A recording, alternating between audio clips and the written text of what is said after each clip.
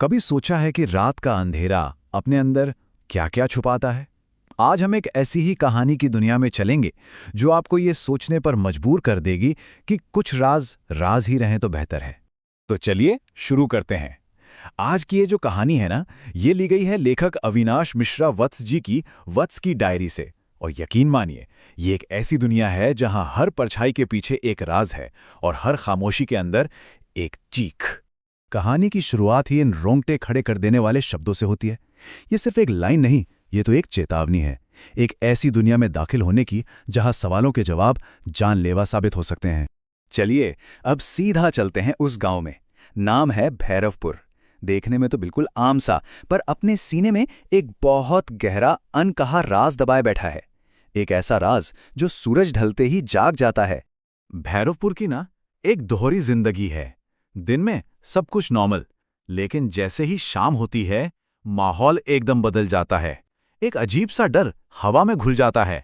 घरों के दरवाजे बाहर से नहीं, अंदर से बंद किए जाते हैं। सोचने वाली बात है, आखिर ये लोग किससे छिप रहे हैं, या फिर किस चीज से? और यहीं से कहानी एक अजीब, बिल्कुल नामुमकिन सा मोड़ लेती है। गांव के ठीक बाहर एक तालाब है, सूखा, बिल्कुल सूखा, सालों से। फिर भी जब रात का सन्नाटा गहराता है तो एक आवाज गूंजती है, छप छप। सोच के देखिए, सूखे तालाब से पानी की आवाज, ये कैसे हो सकता है? यही यही उस गांव के डर की असली जड़ है। और इस बारे में गांव के बुजुर्ग कांपती हुई आवाज में एक बात कहते हैं। वो कहते हैं कि ये तालाब प्यासा नहीं है, ये भूखा है। और बस ये एक ख्याल किसी की भी रूह को थर्रा देने के लिए काफी है। लेकिन जैसा हर कहानी में होता है, हर डर के सामने कोई ना कोई हिम्मत दिखा ही देता है।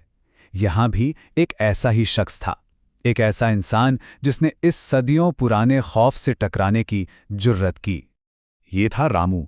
एक तरफ पूरा गांव जो डर के मारे अपने घरों में कैद था, और दूसरी तरफ रामू जिसके अंदर डर से ज्यादा क्यूरियोसिटी थी, जिज्ञासा थी।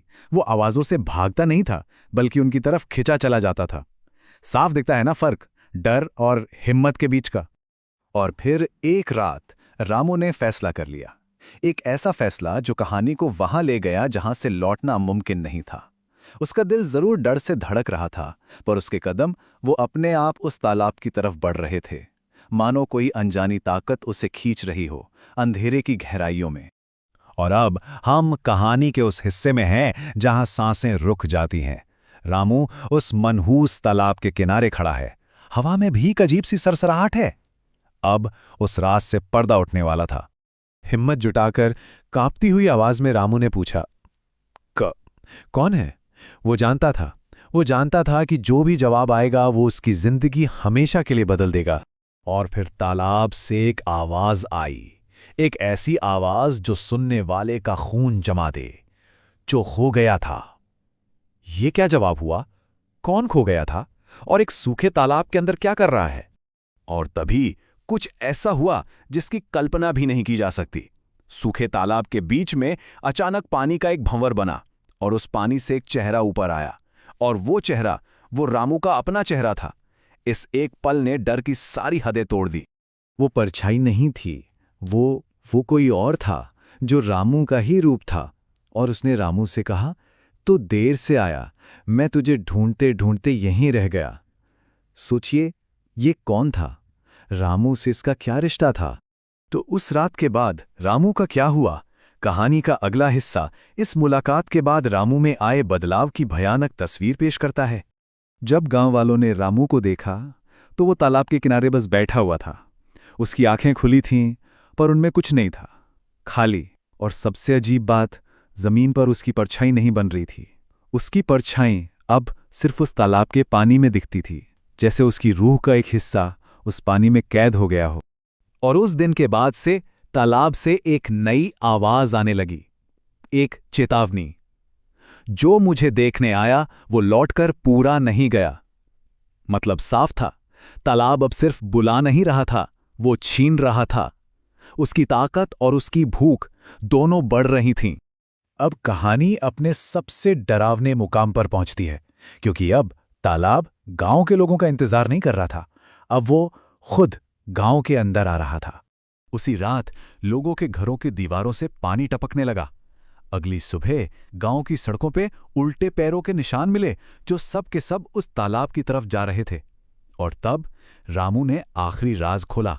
उसने कहा, तालाब कभी खाली था ही नहीं, वो तो लोगों से भरा हुआ था।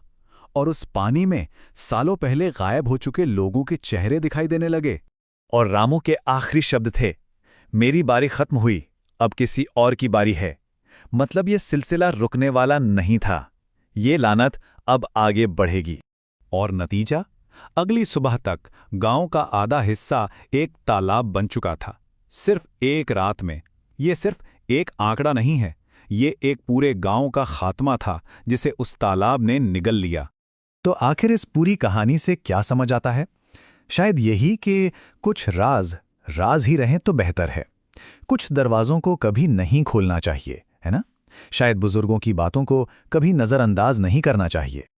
और कहानी यहां खत्म होती है, इन लफ्जों के साथ जो जहन में गूंजते रहते हैं। तालाब अब भी जिंदा है, और वो अब भी किसी का इंतजार कर रहा है। मतलब खतरा अभी टला नहीं है, वो बस इंतजार कर रहा है अगले शिकार का।